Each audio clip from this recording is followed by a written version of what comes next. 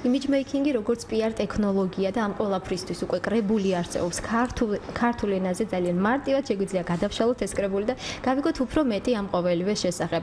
Ჩვენს მენელს შეიძლება გაუჩნდეს კითხვა, ხომ ისაუბრეს ამ თემაზეო? გასულ კვირას კი, რა თქმა უნდა, image making-ზე ვსაუბრობდით, ოღონდ მაშინ განსხვავებულ ასპექტებზე ვსაუბრობდით. ახლა უკვე მეცნიერულად და ფსიქოლოგიურად მივუდგებით სწორედ ამ საკითხს და წარმოგიდგენთ ჩვენს სტუმარს, რომელიც გახლავთ სოციალურ მეცნიერებათა დოქტორი და პროფესორი ქალბატონი მაია ქავთარაშვილი. დილა მშვიდობისა. მშვიდობა. მოგესალმებით, დილა მშვიდობისა. საცობებია ხო ქალაქში? მარინე, როგორ მოგმართოთ? ოფიციალურად სახელი თქვენი მაია მარინე ქავთარაშვილი ასე ვთქვი. დიახ, მაია ეს ბავშვობის, მე მარინე ნათლობის და როგორც ამიხსნეს მარინე ძალიან ძლიერი სახელია და შენ უნდა ატარო მithles. ქალბატონი მაია მარინე. მაშინ ასე მოგმართოთ. მასე მთლად მასე დაწერილი საკმარისია. ბოლო დროს ხო მოდაში ესეთი სახელები ორი სახელი. ხო, მithumetes შე პატარა შულს ანა მარია დავარქვი ასე რომ. ჩვენიერი. მოდი დავიწყოთ ხომ დრო რომ არ დავკარგოთ ისედაც ცოტა დრო გვაქვს კრებული რომელსაც ჩვენ ვხედავთ თუ ჩვენი რადიო მსმენელი რადიო 1.0-ზე შეგრძანდება თქვენც დაინახავთ image making-ი როგორც PR ტექნოლოგია. ქართულ ენაზე რას ვიხილავთ? რას წავიკითხავთ აბძეგში? ხო ორი სიტყვით რთულია თქმა, მაგრამ მაინც გარკვეული წარმოდგენა რო შეგვექნას ამ ყველაფერს ლექციების კურსიდან დაწყებული ისტორია. მოდი მაშინ ისტორიით დავიწყოთ და შემდეგ ბუნებრივად განვიდგინოთ უფრო თემაზე გადავიდეთ. კეთილი, დავიწყოთ შორიდან, მაგრამ ძალიან მოკლედ მივიდეთ დღევანდელ. დიახ, თავისთავად. დღემდე. ეს ყველაფერი დაიწყო 2000 წელს. 2000 წელს, როცა სიტყვა image making-ი PR-ი ცოტა უცხოხილი იყო. ერთი წელი იყო გასული 1999 წლიდან, რაც ტექნიკურ უნივერსიტეტში ეგრეთ წოდებულ GPI-ში ფილოსოფიის კათედრაზე ბატონმა ვანო ჭიაურმა, რომელსაც მაშინ მე არ ვიცნობდი, დაიწყო PR-ის ფაკულტეტი. ერთ წელიწადში მაია ქავთარაშვილს დაებადა მორიგი ავანტიურა და გადაწყვიტა, რომ რატომაც არა, მოდი დაიწყოს image making-ის კითხვა.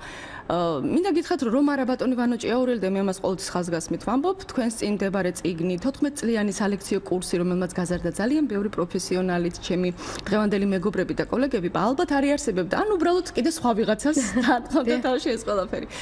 ეს აიდან გადავწყვიტე და უბრალოდ ერთხელ წავაწყდე რომელღაცა ინგლისურ გამოცემაში ამ სიტყვას.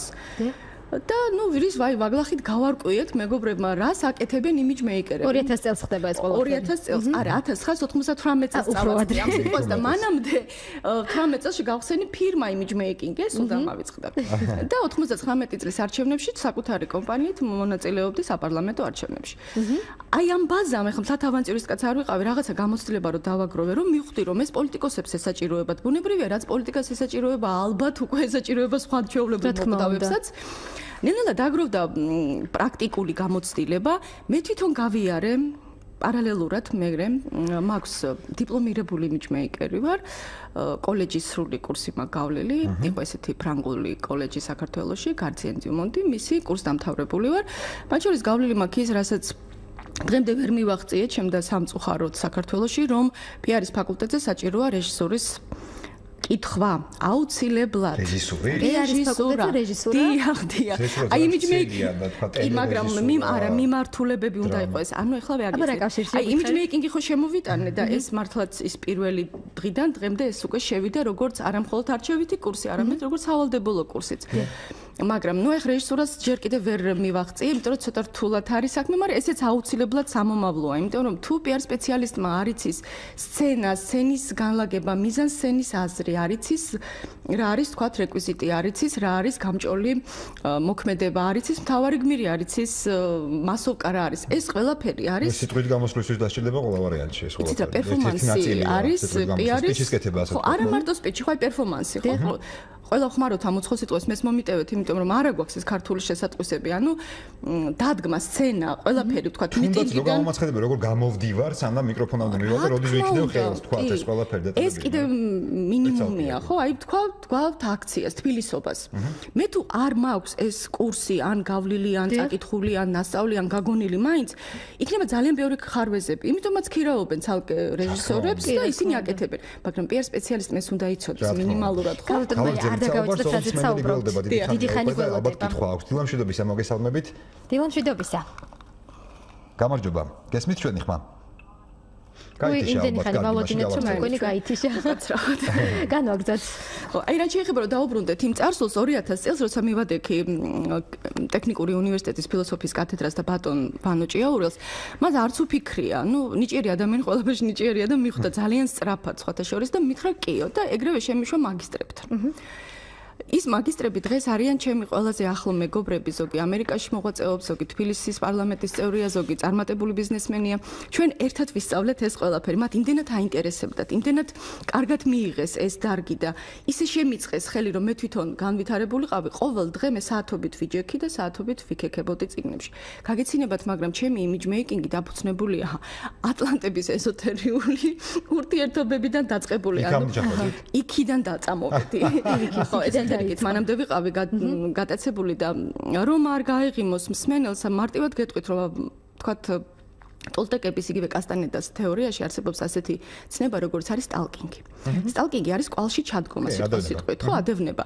და ამას რო კითხულობდი, უცბად მივხვდი, რომ ის, რასაც მე 99 წელს ვაკეთებდი PR კამპანიის დროს პოლიტიკოსებთან, არის ფაქტიურად იგივე, რომ შენ კვალში უდგები შენს კლიენტს და მის მოწინააღმდეგეს. შენ უნდა იცოდეს, სად დადის, რას აკეთებს, ვის ხვდება, როგორ ცხოვრობს. მე ამისი ანალიზი უნდა დადო და შესაბამისად ერთი ნაბიჯი წინ იყო. რა თქმა უნდა და მე შევქმნა იმიჯი მას და გაუფუჭო სხვას, ხო? იმიტომ რომ ჩვენები ძალიან ხშირად სამწუხაროდ იწყებენ სხვისი გაფუჭებით, მაგრამ ჯობია შენ მაგაკეთებ. ხო, აი შენ რო გააკეთებ, შენმა გაკეთებულმა მე შეიძლება აირეკლოს სხვისი სიგლახი, ის თავისთავად უნდა გაფუჭდეს. ეს არის პროფესიონალიზმი. მე ასე მგონია ყოველ შემთხვევაში. აი ასე ქაოტურად, აი ასე ეკლექტურად, მისტიურადაც ჩამოყალიბდა ის საგანი, რომელსაც დღეს კიდევ ერთხელ გავიმეორებ, პრაქტიკული გამოცდილება, როგორც ჯავახიშვილის სახელობის უნივერსიტეტში, ჩემს უნივერსიტეტში, სადაც ჟურნალისტიკის კათედრაზე ვკითხულობდი თავის დროზე. ეს გამოიერე რამოდენიმე კერძო სკოლის და უნივერსიტეტების კარები. ბოლოს ვკითხულობდი, როგორც გითხარით, საქართველოს ტექნიკურ უნივერსიტეტის სამაგისტრო კურსზე და ეგრეთ წოდებულ ალასანიას უნივერსიტეტში, საქართველოს უნივერსიტეტში მქონდა PR-ის და image making-ის კურსები.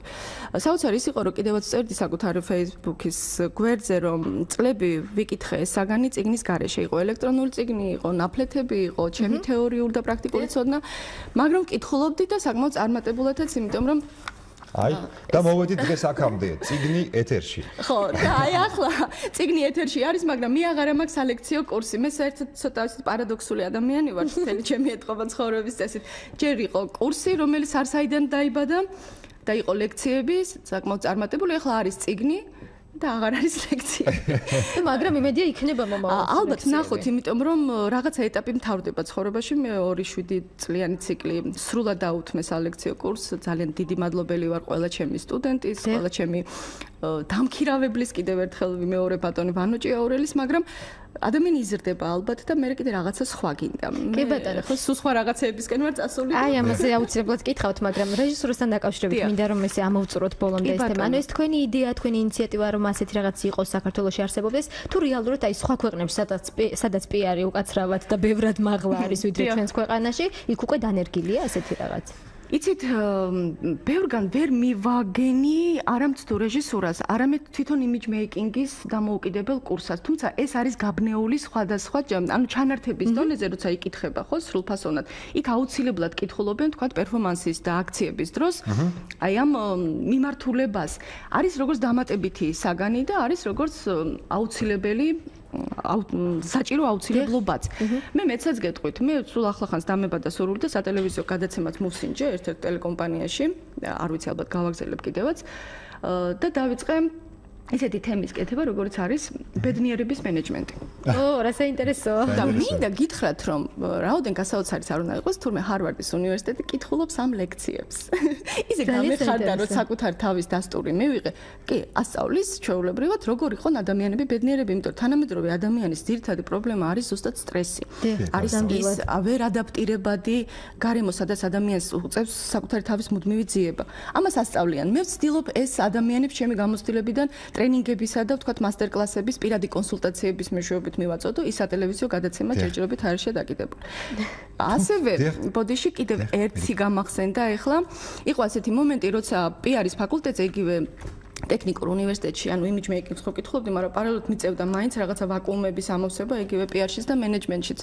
მივადექი ძველ მე-4 საუკუნეს ჩვენ წელთაღრიცხვამდე იყო ესეთი მთავარსარდალი საკმაოდ ცნობილი სუნცი, ალბათ გაგიგონიათ და მისი ტრაქტატი ომის ხელოვნებაზე ავდექი და როგორც მანამდე ტოლტეკები გადმოვა ქართული, ისე წამოვიღი აქეთ.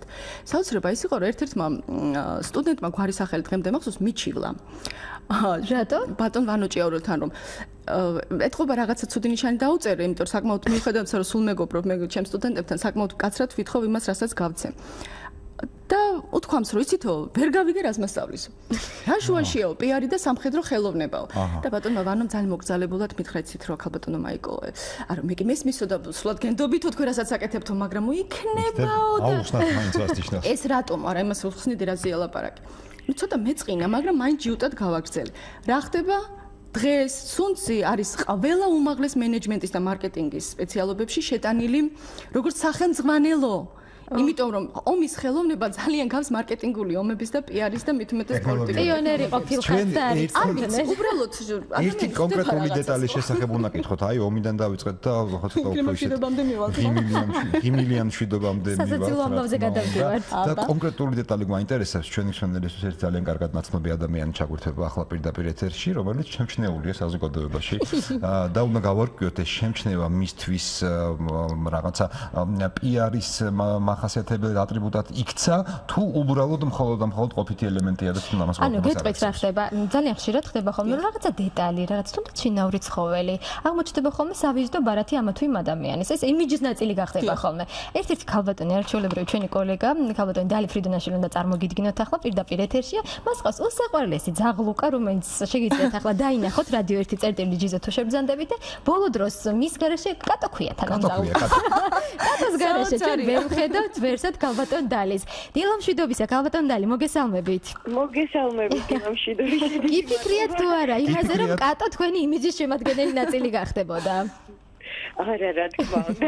არა თუ ეს ასია ეხლაც ეგ არ ვიცი შეიძლება ალბათ გარკვეულწილად რა დეტალი ამისიც არის მართლა შეიძლება მაგრამ რა თქმა უნდა ამაზე არც მეთქია უბრალოდ ძალიან ორი სიტყვით თუ გეტყვით უბრალოდ გეტყვით როგორ გაჩნდა კატო ჩვენს ოჯახში რომ ჩვენ საკუთრების ყავდა ძაღლები მაგრამ როდესაც ახალსაფში გადმოვედით მე კატეგორიული წინააღმდეგი ვიყავით შინაური ცხოველის და ძაღლის განსაკუთრებით ხოჭით პრაქტიკული მოსაზრების გამო რომ რაღაც ფუჭებინა სახში იგივე ბეწვი და რავი და ამიტომ ჩვენ მოთხოვნა იყო რომ ერთადერთი არსება რომელსაც ალბათ არ სჩივა თუ არის ეგეთი თქო რომ არ სჩივა საერთოდ ბეწვი არის არ ღნის არ აფუჭებს არ ფაჭის არ ხელს და ასე შემდეგ მიაგენით ასე და იორკშირ ტერიერი მაგრამ ნუ მისი ფასი იმდენად დიდი იყო ლაკავდა ნაყიდე და პატარა ძაღლთან შედარებით რომ ნუ ჩემს წარმოუდგენელი იყო თუნდაც ამ ფასის მიცემა ძაღლში მაგრამ ორ დღეში დავწმუნდი მინდა გითხრათ რომ ასე კარგად ფული არაფერში არ გადავიხადე.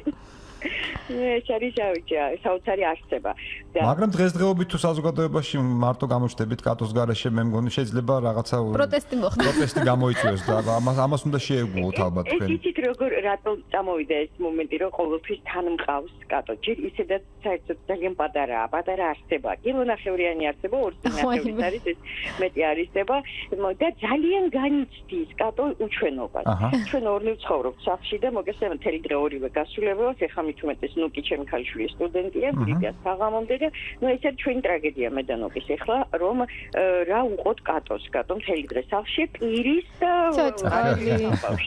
ამიტომ იძულების წესით დაყვავს საზოგადოება ბაღშიც ვერ მიიყვანთ ადგილები სადაც ვერ შევიყვან ის და ამიტომ ჩანთა გვაქვს სპეციალურად მალად და მე გეტყვი მყოლია კატოს სპექტაკლზე ძალიან საინტერესო ეს ყველაფერი მოკლედ მადლობა ჩართვისთვის ქალბატონ დალი თქვენ გინდათ თუ არ გინდათ თქვენი იმიჯის შემადგენელი ნაწილი გახდა უკვე კატო ალბათ ხო იმიტომ რომ ყველა მაჩერებს იგივე გზაში ყველა ეფერება ყველა ფიქრობს რომ ეს რაღაცა საოცარი არსება და ისეთი თვალებით მიყურებენ რა ბედნიერი ხარ რა თქმა უნდა მადლობა ჩართვისთვის წარმატებას გისურვებთ ქალბატონ მაია მეგონი არის ხო იმიჯის ნაწილი რაღაცნაირად საზოგადოებაში ერთხელ ორჯერ სამჯერ გამოჩნდები უკვე ეჩვევა ადამიანს და ალბათ დადებითი იმიჯის მახასიათებელი მაინც ხოლმე ერთ გამოჩენა რაღაცა ისეთი აი 13 სამეცნიერო გადაშლით ერთ-ერთი გვერდზე, ხო ზუსტად თავი არ მახსოვს, არის პოლიტიკოსების იმიჯი. და იქ არის მითითებული 1-5 ძირითადი შემადგენელი კომპონენტია და ერთ-ერთი არის შინაური ცხოველები. რა თქმა უნდა. ანუ ეს ცნობილები არიან, ხო, მაგათ კატები თეთრ სახლში. პრეზიდენტები შედიან იქ ორი კატეგორია, ხო, ზოგში ყავს ძაღლი და ზოგში ყავს კატა და ესეც თვლიან ამერიკელები. ესეც რაღაცას ნიშნავს. და კატა მოვიდა, ეს უკვე რაღაც ახალი ეპოქა დაიწყო, ან ძაღლი მოვიდა. ძალიან საინტერესო ცელი თემა და ყველაზე მთავარი ის არის, რომ მე როგორც მივხვდი, არ ვიცი თუ დამიდასტურებთ, ეს არ არის ასე ვთქვათ ბჭყალებში ზუსტი მეცნიერება, რომ ერთი იყოს.